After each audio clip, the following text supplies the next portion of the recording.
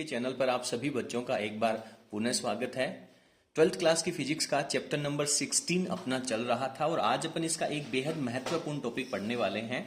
अपना टॉपिक है P N संधि डायोड जो होता है, पी एन संधि डायोड। उसमें आप विभव और धारा, जैसे जैसे वोल्टेज अप्लाई करेंगे उसमें जो बहने वाला करंट है, विभव और धारा, उन दोनों के बीच में अपने को जो ग्राफ खींचना होता है जिसे अपन अभिलाक्षणिक वक्र कहते हैं।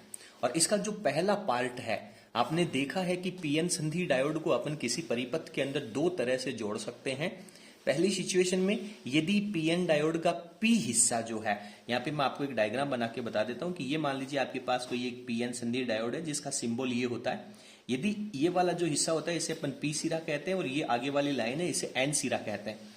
यदि आप इस पी सिरे को आप बैटरी के पॉजिटिव से जोड़ देते हैं और एन सिरे को यदि आप बैटरी के नेगेटिव से जोड़ देते हैं तो इसे कहते हैं अपन पीएन संधि डायोड का अग्र बायस, फॉरवर्ड बायसिंग में इसे जोड़ना। ठीक है। और इस फॉरवर्ड बायसिंग के अंदर आप वोल्टेज बढ़ाओगे तो करंट जो बहने वाला है, उन दोनों के बीच में जो ग्राफ है उसका वीडियो आपने पिछले पार्ट में अच्छे तरीके से पढ़ लिया है। उसका ग्राफ है वो भी आप लोगों ने समझ लिया है। आज अपन पढ़ेंगे इस पीएन संधि डायोड को पश्च बायस में जोड़ना। ठीक है, रिवर्स बायस में। पश्च बायस में जब आप इसे जोड़ेंगे तो सबसे पहले अपने को इसका डायग्राम पढ़ना होगा। ठीक है, चलिए डायग्राम भी पढ़ेंगे और इसका ग्राफ भी पढ़ेंगे। हर एक चीज को अच्छे तरीके से कंप्लीट करते हैं। पहले अपन इसकी हेडिंग डाल लेते हैं। देखिए, पीएन डायोड का जो पश्च बायस है, इसे अगर अपन शुद्ध हिंदी की बात कहें तो इसे कहा जाता है उत्क्रम अभिनति। उत्क्रम का मतलब होता है रिवर्स और अभिनति को बोलेंगे अपन बायसिंग, तो इसे रिवर्स बायसिंग भी कहेंगे। ठीक है, तो सबसे पहले इसका जो परिपथ बनाते हैं, उसका जो परिपथ सर्किट है उसको अपन किस तरीके से तैयार करते हैं और उसके बाद में अपन इसके ग्राफ की चर्चा करेंगे। बोर्ड परीक्षा में 1 नंबर के प्रश्नों में इसका ग्राफ पूछा जा सकता है और 2 नंबर के प्रश्नों में इसका परिपथ चित्र और ग्राफ दोनों पूछे जा सकते हैं। मैं आप लोगों को एक बात बहुत अच्छे तरीके से बता दूं कि जब तक आप पीएन संधि डायोड को अग्र बायस में जोड़ना और पश्च बायस में जोड़ना नहीं सीखेंगे, अच्छे तरीके से फील नहीं करेंगे, आपको इसकी फीलिंग आनी चाहिए। जैसे ही फॉरवर्ड बायसिंग का नाम लिया, आपके दिमाग में इसका डायग्राम आना चाहिए। तो यहाँ पे ये जो डायग्राम आप देख रहे हैं ये आपका अग्र अभिनति का है, फॉरवर्ड बायसिंग का है। और पश्च अभिनति में क्या कर सकते हैं, देखिए, या तो आप इस पीएन डायोड की जो सिचुएशन है, पी और एन का सिरा है उसको पलट दीजिए, या फिर इस पीएन डायोड को सेम रख करके और ये जो बैटरी के टर्मिनल है इनको आप पलट दीजिए। तो यदि दोनों में से किसी भी एक सिचुएशन को आप पलटते हैं, मैंने यहाँ पे पीएन डायोड को पलट देता हूं मैं। ये पीएन डायोड के सिरों को उल्टा कर दिया, ये वाला सिरा आपका पी है और ये वाला सिरा एन है। अगेन मैं इसको बैटरी के सेम सिरों की तरह से जोड़ता हूं। तो अब सिचुएशन में जब आप देखेंगे तो आपको पता चलेगा कि सर पी हिस्सा है वो बैटरी के नेगेटिव के साथ और एन हिस्सा है वो बैटरी के पॉजिटिव के साथ। कई दफा ऐसी सिचुएशन भी आएगी कि मान लीजिए ये अब आपके पास कोई एक डायोड है और इस डायोड के अंदर यहां पे जोड़ देता हूं मैं 10 वोल्ट प्लस का और यहां पे जोड़ देता हूं माइनस का 5 वोल्ट या फिर प्लस का 5 वोल्ट जोड़ देता हूं मैं।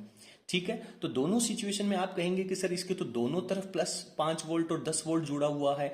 अब हम इसको कैसे पता करेंगे कि ये अग्र बायस में है या पश्च बायस में। देखिए, यहां पर यदि बैटरी का जो पी हिस्सा है, अगर वो पी हिस्सा पॉजिटिव का मतलब होता है ज्यादा विभव, उच्च विभव, और एन हिस्सा जो है वो नेगेटिव से, यानी इसे निम्न विभव कहते हैं। तो जब आप बैटरी का पॉजिटिव सिरा उच्च विभव से जोड़ेंगे, ज्यादा विभव की वैल्यू से जोड़ेंगे, और एन हिस्सा निम्न विभव से जोड़ेंगे तो उसे अपन अग्र बायस में कहते हैं। और यहां पे बैटरी का क्या हो रहा है, पी हिस्सा है वो नेगेटिव से जुड़ा हुआ है, यानी कम विभव से, संख्यात्मक वैल्यू कम होगी, और एन हिस्सा है वो बैटरी के पॉजिटिव से यानी उच्च विभव से जुड़ा हुआ है। तो इसे अपन उत्क्रम बायस कहते हैं, उत्क्रम अभिनति कहते हैं। तो यहाँ पे जो मैंने आप लोगों को एक डायग्राम बनाया है, इस डायग्राम को देख करके आप मुझे कमेंट सेक्शन में लिखेंगे कि ये जो डायोड है वो अग्र अभिनति में जुड़ा हुआ है या पश्च अभिनति में जुड़ा हुआ है। जब तक आप इस डायोड को अच्छे तरीके से परिपथ में जोड़ना, फील करना नहीं सीखेंगे, तब तक आप ना तो इस टॉपिक को सीख पाएंगे और ना ही बाकी बचे हुए चैप्टर को सीख पाएंगे। इसलिए आप पहले इस चीज को कंफर्म कर लीजिए। और अब हम आगे चलते हैं, उत्क्रम अभिनति का परिपथ चित्र बनाएंगे और उसके बाद में इसका ग्राफ तैयार करते हैं। तो ये यहां पर हमने एक उत्क्रम अभिनति में डायोड को जोड़ा है। और आप जानते हैं कि परिपथ में वोल्टेज और धारा के बीच में जब ग्राफ बनाना है तो एक वोल्टमीटर होना चाहिए और एक एमीटर होना चाहिए। आप बड़े अच्छे तरीके से जानते हैं कि वोल्टमीटर सर हमेशा समांतर क्रम में जुड़ा होता है बैटरी के, और एमीटर जो होता है वो बैटरी के श्रेणी क्रम में जुड़ा होता है, परिपथ में श्रेणी क्रम में जुड़ा होता है। तो कई दफा परीक्षा में केवल 1 नंबर का इसका परिपथ चित्र बनाना आता है। आप जैसे आगे चलेंगे और आगे अपना एक बहुत महत्वपूर्ण टॉपिक आएगा जिसे अपन ट्रांजिस्टर कहेंगे, और उससे पहले एक रेक्टिफायर दिष्टकारी का टॉपिक भी आएगा। तो उसके लिए आपको इन चीजों को अच्छे तरीके से फील करना आना चाहिए। तो यहाँ पे मैंने एक पी एन डायोड लिया है। पी हिस्से को मैं डायरेक्ट बैटरी के नेगेटिव से जोड़ता हूं और एन हिस्से को मैं बैटरी के पॉजिटिव से जोड़ता हूं। तो सबसे पहले आप लोग केवल इस डायोड को और बैटरी का संयोजन देख लीजिए। उसके बाद में आप जानते हैं कि एमीटर है वो श्रेणी क्रम में और वोल्टमीटर है वो समांतर क्रम में जोड़ देंगे। जब आप अपनी बुक में या किसी भी रेफरेंस गाइड में देखेंगे तो आप देखेंगे कि सर यहाँ पे एक धारा नियंत्रक RH और जुड़ा होता है, लेकिन आपको उस RH को जोड़ने की आवश्यकता नहीं है, क्योंकि जब आप इस बैटरी के बीच में से ये एरो मार्क लगा देते हैं, इसका मतलब ये होता है कि ये एक ऐसी बैटरी है जिसका वोल्टेज जो है वो आप वेरी कर सकते हो, बदल सकते हो। इसका वोल्टेज है वो वेरिएबल होता है, ठीक है। तो इतना सफिशियंट है। बैटरी का जहां पे पॉजिटिव सिरा है वहां पे वोल्टमीटर का पॉजिटिव सिरा लिखना है, जहां पे बैटरी का नेगेटिव सिरा कनेक्टेड है वहां वोल्टमीटर का नेगेटिव हो जाएगा, और एमीटर का जो सिरा है वो बैटरी के नेगेटिव से जुड़ा हुआ है तो उसको अपन नेगेटिव लगा देंगे और दूसरा ऑटोमेटिक ही पॉजिटिव हो जाएगा।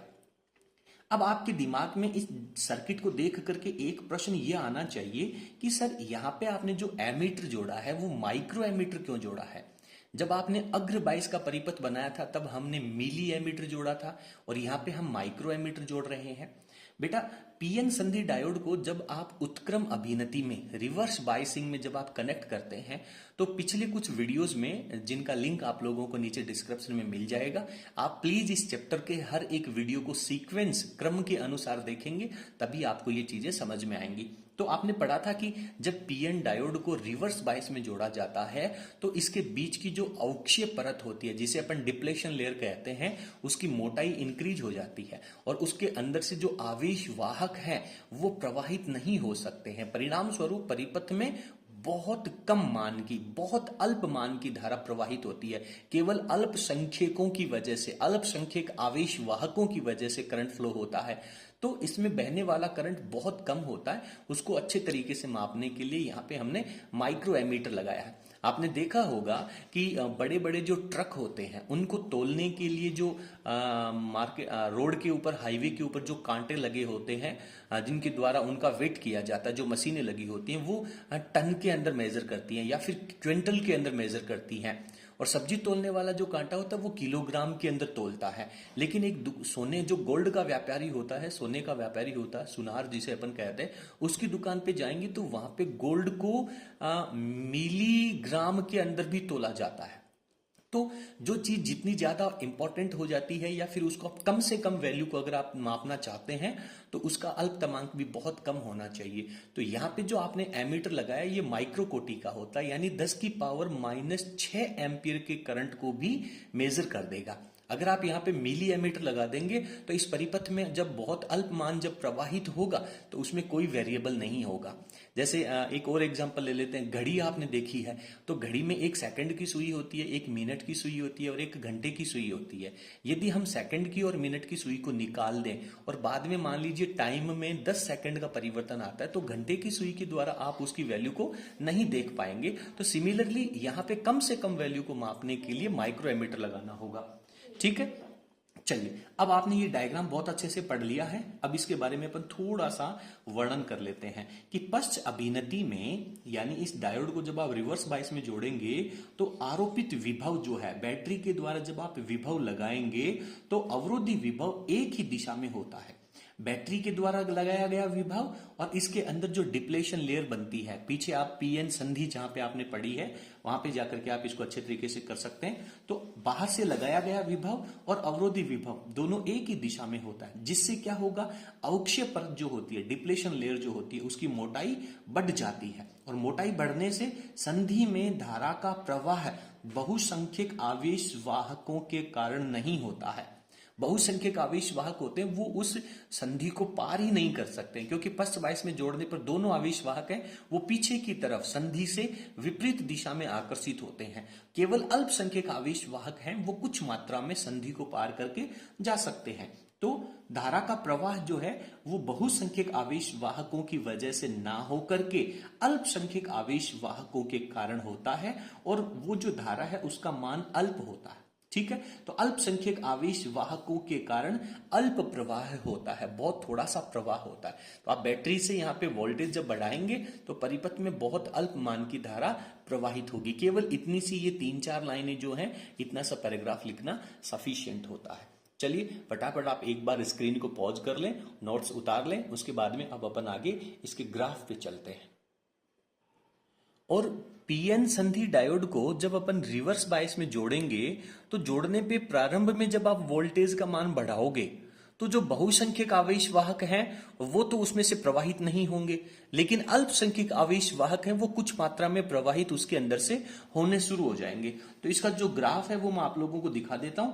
अभी जो यहाँ पे पैराग्राफ लिखे गए हैं इनको आप मत पढ़ना, आप केवल इस ग्राफ के ऊपर ध्यान दीजिए। तो ये जो ग्राफ है वो मैंने तीसरे कोऑर्डिनेट में बनाया है, तीसरे क्वाड्रेटर में बनाया है, चतुर्थांश में बनाया है।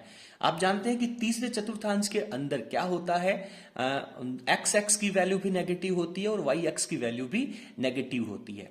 तो सर तीसरे चतुर्थांश के अंदर आपने इसको क्यों बनाया, ये बात सबसे इंपॉर्टेंट है। क्योंकि जब पीएन संधि डायोड को आपने रिवर्स बायस में जोड़ा है, इसका मतलब आप जब उसके ऊपर वोल्टेज अप्लाई करोगे तो उस वोल्टेज को अपन नेगेटिव वोल्टेज में काउंट करेंगे, क्योंकि आपने पीएन डायोड को रिवर्स बायस में जोड़ रखा है। अगर आप पीएन डायोड को फॉरवर्ड बायस में जोड़ते तो वोल्टेज बढ़ाने पर उसकी वोल्टेज की वैल्यू को अपन पॉजिटिव लिखते हैं, so that upon in graph को बहुत अच्छे से समझ सकें। और जब आप वोल्टेज को नेगेटिव अप्लाई करोगे तो जो करंट होगा उसकी डायरेक्शन भी नेगेटिव होगी। और आगे चल करके अपन क्या करेंगे कि फॉरवर्ड बायस और रिवर्स बायस दोनों के ग्राफ को एक साथ ज्वाइंट करेंगे, जिससे अपने को थोड़ा सा सुविधा लगेगी। इसलिए अपन इसको तीसरे क्वाड्रेटर में ड्रॉ करते हैं। ठीक है, तो एक्स एक्स के ऊपर मैंने वोल्टेज ले लिया, इसमें वी आर लिखा है, आर का मतलब है रिवर्स बायसिंग का वोल्टेज, ये वोल्ट में होगा। और जो वाई एक्सिस है, इस वाई एक्सिस के ऊपर नेगेटिव के अंदर मैंने करंट लिया जिसे मैंने आई आर कहा है, यानी रिवर्स बायस में करंट है, और उसकी वैल्यू क्या होगी, माइक्रो एम्पियर में होगी। तो आप इनिशियल स्टेज में जैसे जैसे वोल्टेज इंक्रीज करेंगे तो जो अल्पसंख्यक आवेश वाहक हैं वो ही केवल संधि को पार करेंगे। तो आप वोल्टेज जब इंक्रीज करेंगे तो करंट का जो मान है वो इस वाई एक्सिस के ऊपर बहुत कम बढ़ता है, ना के बराबर बढ़ता है।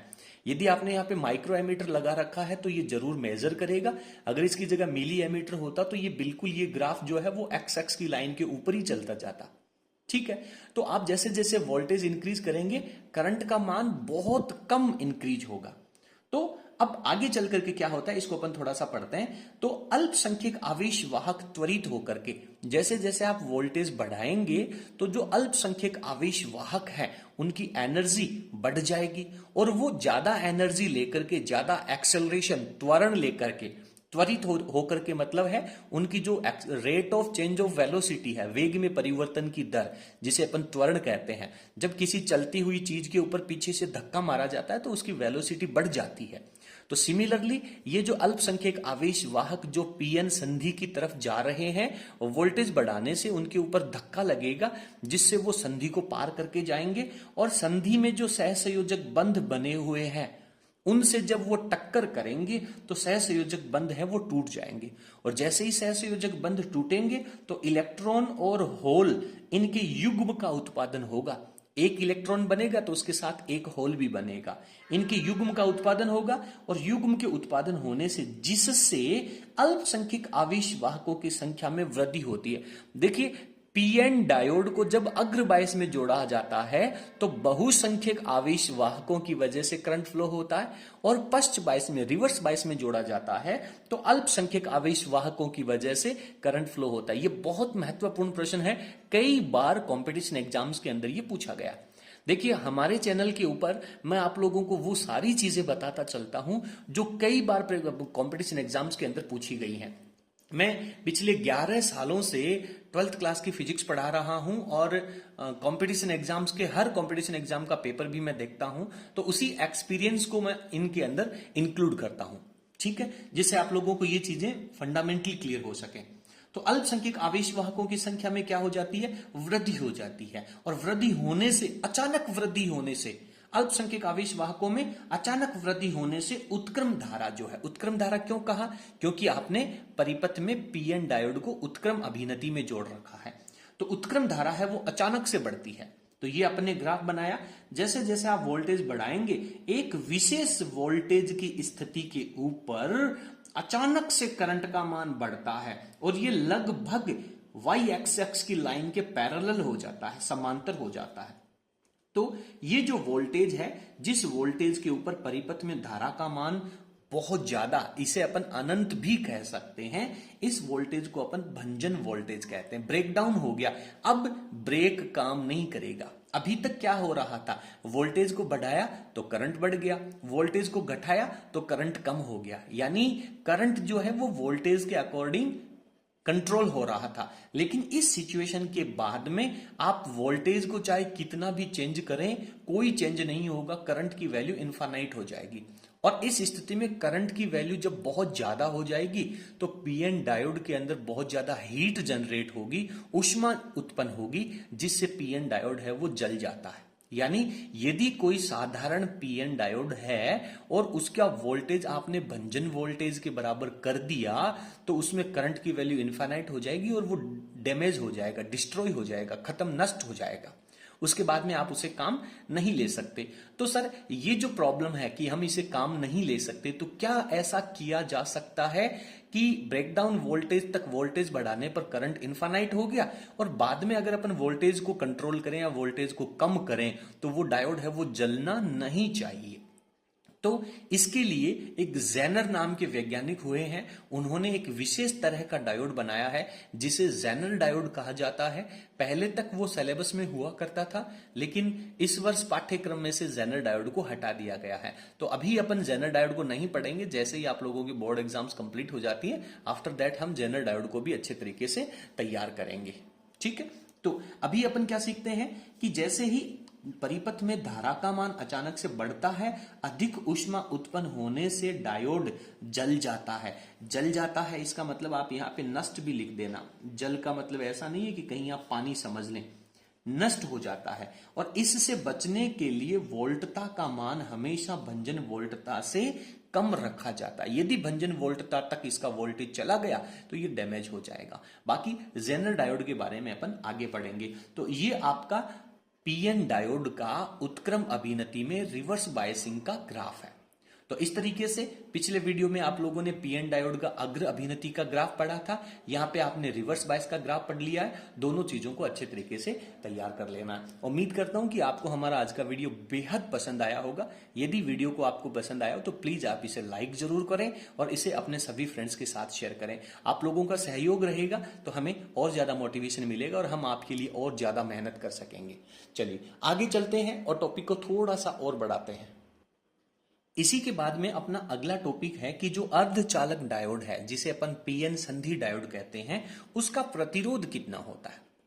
प्रतिरोध तो अलग अलग सिचुएशन, आपने दो सिचुएशन पढ़ी है। पीएन डायोड को अग्र बायस में जोड़ना तो उसके प्रतिरोध की वैल्यू कुछ अलग आएगी, पश्च बायस में जोड़ने पर उसके प्रतिरोध की वैल्यू कुछ अलग आएगी। आपने जब 5वें चैप्टर में ओम का नियम पढ़ा था तब आपने पढ़ा था कि दो तरह की युक्तियां होती हैं। एक ओमीय युक्तियां जो ओम के नियम का पालन करती हैं, यानी जब V में और I के बीच में ग्राफ खींचा जाता है तो एक स्ट्रेट लाइन का ग्राफ आता है। और वहां पे आपने अनओमीय युक्तियों की परिभाषा पढ़ी थी कि जिनमें वोल्टेज और धारा के बीच में ग्राफ खींचा जाए तो ग्राफ सीधी रेखा नहीं आता है।